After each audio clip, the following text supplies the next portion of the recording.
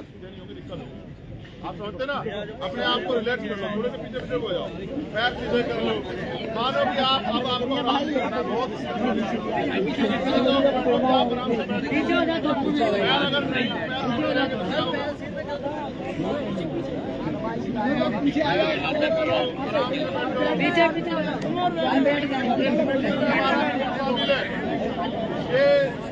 Roller ने बनाई, roller में प्रधानमंत्री नहीं बैठे होंगे, ये सड़क बनाने के बाद आराम से बैठो। ये एक नेचुरल एकता है, किसान, सवेरे, मजदूर, नौजवान की नेचुरल एकता आज के पास है, सबके पास है, देश की राजधानी है। आज हमें संघर्ष का एक नया अध्याय लिखना है। बाबा साहब अम्बेडकर सर, छोटूराम, फूले, साहू को मानने वाले लोग कोई भी कीमत चुकाने के लिए तैयार है, लेकिन पीछे हटने के लिए तैयार वो किसी भी हद से गुजरने के लिए तैयार है। अगर उनको कुचला जाएगा, उन पर गोलियां चलेंगी, लाठियां चलेंगी, जेल जाना पड़ेगा, वो उसके लिए तैयार है, लेकिन पीछे हटने के लिए तैयार। आपका यही एटीट्यूड हमें जिताए। अगर आपने एटीट्यूड छोड़ दिया और आप समझौतावादी हो गए, जिसका मुझे बहुत तकलीफ है, मैंने इसको भी कहा, मुझे लड़ाइयों से बहुत नफरत होगी अंदर से। इस समय दो, हिम्मत दो, साधन लगाओ, लड़ो, और जिसके लिए लड़ रहे हो समझौता करके चुपचाप निकल जाता था। इससे मुझे नफरत हो, इसलिए कह रहा हूँ वो लड़ रही है, आप लोग भी हिम्मत बना के लड़ जाओ, और जितनी देर बैठ जाएंगे उतनी संख्या बढ़ती जाएगी। जानते हैं नहीं जानते? अभी तो बहुत लोग हैं जो काम से लौटेंगे, काम से लौट जाके फोन देंगे, अरे उन्हें पता रहेगा हम सब लोग यहाँ बैठे हैं, तो दौड़ के आएंगे, खाना भी लाएंगे, कंबल भी लाएंगे, सब कुछ लाएंगे। भाई ये लोग अगर मैं उस गेट पे नहीं बैठने दे रहे, 4 नंबर गेट, अगर 4 नंबर गेट 10 बजे बस तो नहीं, 9-10 बजे 4 नंबर गेट बना लेंगे क्या गद्दे, ये तुम्हारे तन से कपड़े ना छीन लेने का मत चले। सुनो, अब तो तुम्हारे जहाँ तुम बैठते हो उसको शुद्ध करने के लिए पानी डाल रहे हैं, पहले तो पीने के लिए पानी नहीं देते थे। ये दिल्ली है, यहाँ पीने के लिए 1 गिलास पानी के लिए बहुत, समझते हो? ये तो बैरिकेडिंग के उधर भी हमारे लोग हैं, बैरिकेडिंग के इधर भी हमारे, इससे तो हमारा कोई मतलब ही नहीं। देखो ये भी जान लो, पुलिस और जो हमारा अर्धसैनिक बल है, इससे हमारी कोई लड़ाई नहीं। ये कर्मचारी लोग हैं, इनको भी नहीं पता कब ये प्राइवेट हो जाएंगे, कब ये निजी की भेंट कर जाएंगे, कब इनको कहा जाएगा तुम्हारी भी नौकरी खत्म, घर बैठ हो जाएगी।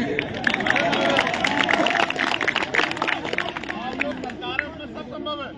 हमारे यूपी में क्या हुआ, 50 साल से ज्यादा वालों को जिसको निकालना था क्या निकाल दिया कि आप देखो हर हम जैसे ये काम करेंगे तो इन पे कुछ ना कुछ आरोप तो लगेगा। उसी को निकाल दिया, वो हमसे हमारी नौकरी वापस दिला दो। एमसीआई के बहुत सारे लोग हैं, और मैं लिख के देता हूँ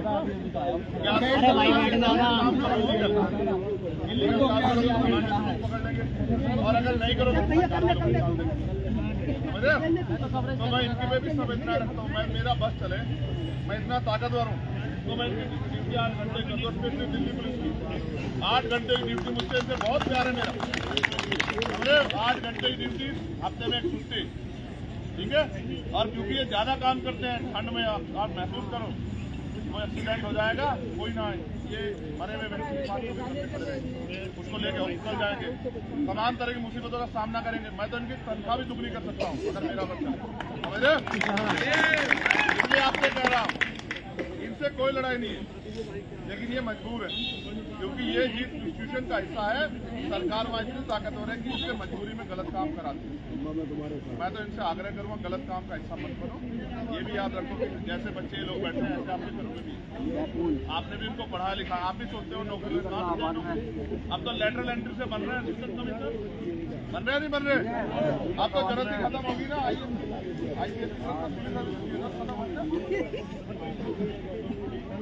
ये हमारे नेताओं के रहते चले गए सर, समझ रहे हो?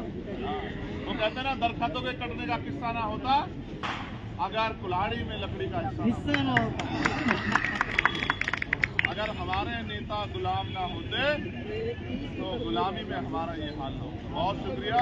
और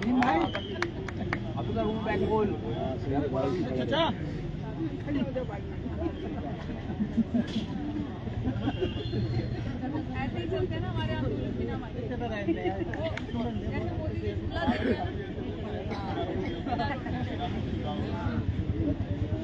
जैसे मोदी जी जुमला देते हैं ना, है तो उनकी रिश्तेदार ये भी नस्ल तो वही है, वैसे ही जुमला दिया। अब पूरा गुलामी का एहसास करवाया, अंदर तक भी नहीं लेके गए, वो लोग खुद ही बाहर आ गए, गेट पे खड़े होकर यूनिवर्सिटी के अंदर भी जाने नहीं दिया, क्योंकि पता था आप झूठ बोलना है, अंदर जाएंगे हो सकता है ये कुछ हल्ला वल्ला करे।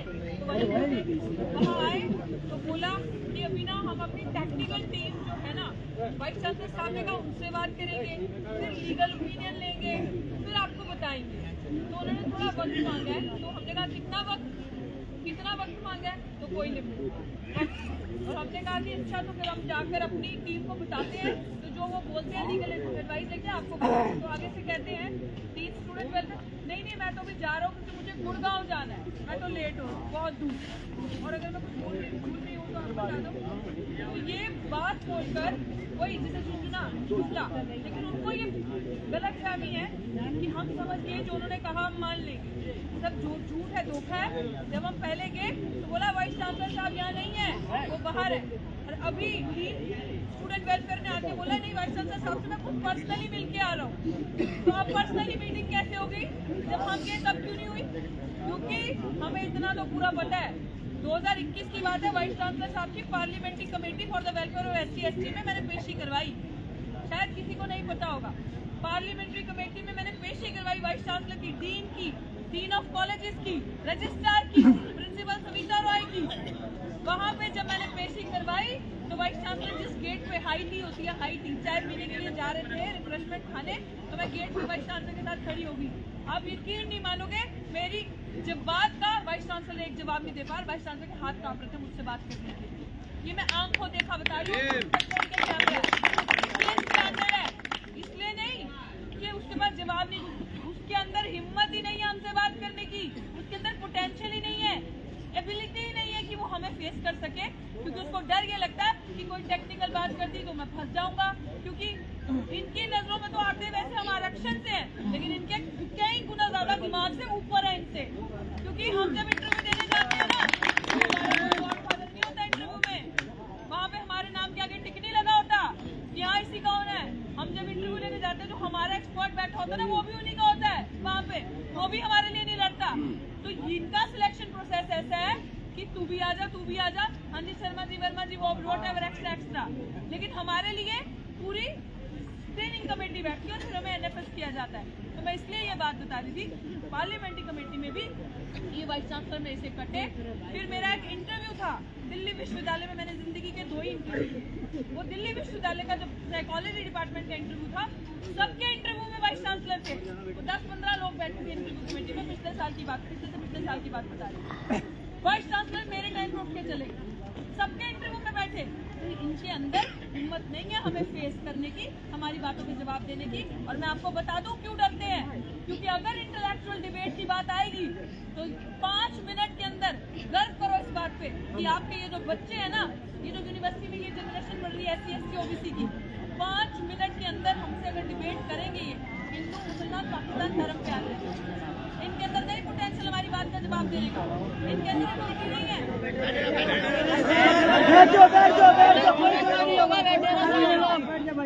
सभी बैठे रहेंगे, सब अपने लोग आ रहे हैं यार, सब अपने लोग हैं।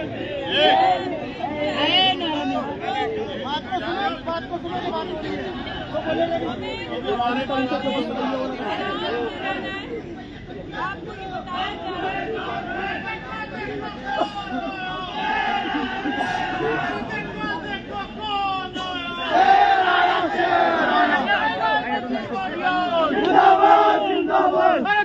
देखो कौन आया।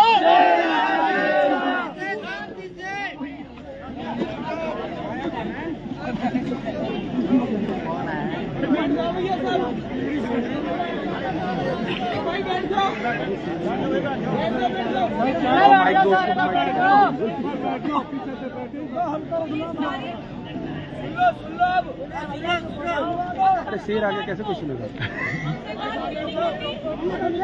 शाखा लगती है, वहाँ पे जाते हो।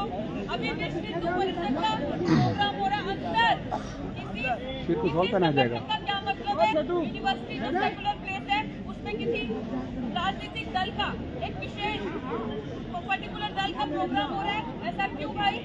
हम लोगों के प्रोग्राम नहीं होते? कैसे आरएसएस की रोज शाखा लगती है? ये सारी चीजें करवाई जा रही हैं ताकि आपकी जनरेशन को पूर्ण बनाया जाए, खत्म किया जाए। तो फैसला अब आपके हाथ में है कि जवाब तो इन्होंने दे दिया, हटना है या यहाँ रुकना है। जितने और है उनको भी बुला लो अब, क्योंकि यहाँ से इनकी बात यहाँ पे लेना और हम मांगेंगे भी नहीं, अब छीनना ही छीनना, यही बात है।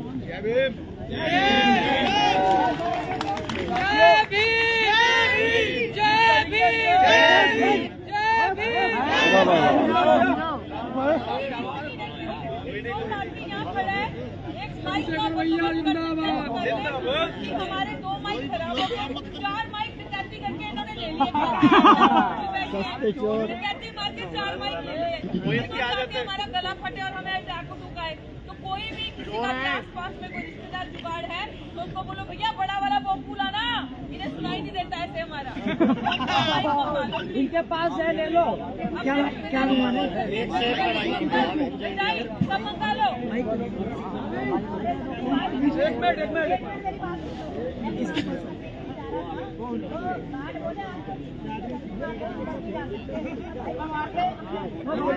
साथियों, यही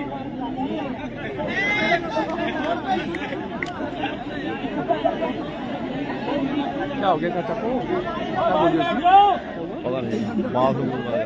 भाई अब करवा दियो तो बैठ जाओ। अरे सुन लो अब साथियों, अभी इस तरीके से 145 दिन से ये डीयू का ऐतिहासिक प्रोटेस्ट, ये डीयू का ऐतिहासिक बहुजन आंदोलन हम लोग लड़ रहे थे। सोचा था कि आज इनकी ईंट से ईंट बजा के जाएंगे, लेकिन यहाँ का संघीय वाइस चांसलर हमसे मिलने को मना कर देता है। और वहीं दूसरी तरफ वो पीएचपी नाम के एक आतंकी संगठन के अंतर्राष्ट्रीय अध्यक्ष के हाथ जोड़कर नतमस्तक होता है। साथियों, ये इस यूनिवर्सिटी की यूनिवर्सिटी में जो डिसीजन निकलते हैं वो डिसीजन संघ के ऑफिस से आ रहे हैं। साथियों, जब मैं इंस्टीट्यूट में एडमिशन लेने से पहले इस यूनिवर्सिटी के बारे में बहुत कुछ सुना था, बहुत ज्यादा प्रगतिशील माहौल सुना था। ऐसा लगता था कि यूनिवर्सिटी का ऐसा स्पेस जहाँ हम दुनिया भर के डिस्कोर्स पे डिस्कस कर सकते हैं, बातचीत कर सकते हैं। लेकिन आज एक दलित महिला प्रोफेसर उनको क्या हो, कुछ नहीं, यही खड़े हैं। सड़कों पे आने के लिए मजबूर किया गया। हम लोगों ने भी ठान लिया कि हम लोग झुकने वाले तो नहीं है, हम लोग अम्बेडकरवादी है, हम लोग संघर्षों के आदि हैं। और ये संघर्ष आज उन तमाम बहुजन विचारधाराओं को, उन तमाम बहुजन लोगों को एक साथ करके डीयू की सड़कों पर ले जाएगा। अब यहाँ देखो, बीजेपी कुछ नहीं, संघ सब कुछ है। ठीक है, ये अलग आ गए, इनको उठाया जाए, खड़ा करो। करेंगे भाई, अब जाना नहीं है। सबसे पहले 146वें दिन में आप सबको नील सलामत क्रांतिकारी इस्तकबाल। साथियों, आज रात इसी तरीके से बीतेगी हमारी।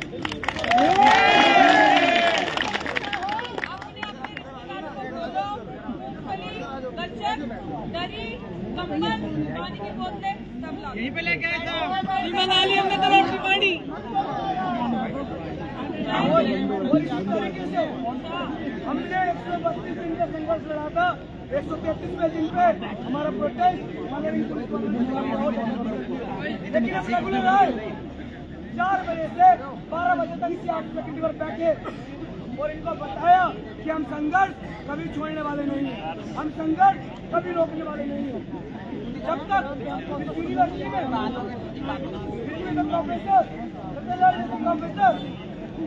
उनको न्याय नहीं मिल जाता तब तक लड़ेंगे। और जब की लड़ाई को जय भीम बोल सकता हूँ, जय भीम।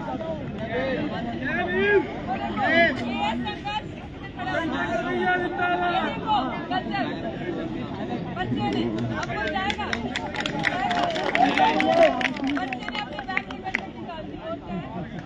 साथियों हमारे बीच में university of London south SOS के यूनियन में प्रेसिडेंट पहले एकमात्र भारतीय और एकमात्र दलित वहाँ के स्टूडेंट यूनियन में जीते और ऐतिहासिक 2 बार जीत हासिल की। हमारे बीच में यूनिवर्सिटी ऑफ लंदन के प्रेसिडेंट है भाई सुशांत सिंह, मेरे बड़े भाई हैं हमारे बीच में। यूनिवर्सिटी ऑफ लंदन में जाकर प्रेसिडेंट बन रहे हैं।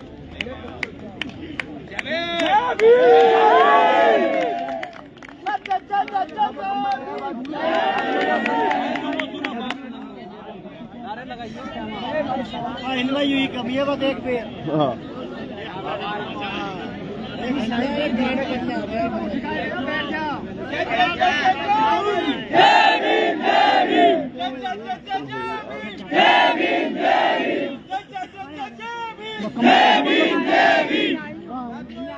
हिंदुस्तान का नारा नहीं है, ये नारा हम लंदन की यूनिवर्सिटी में लगाते हैं।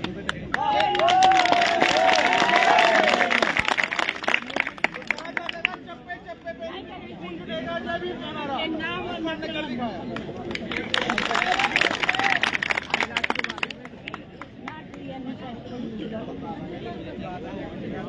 एक बार जोर से फिर से बोलेंगे जय जय जय जय जय भीम।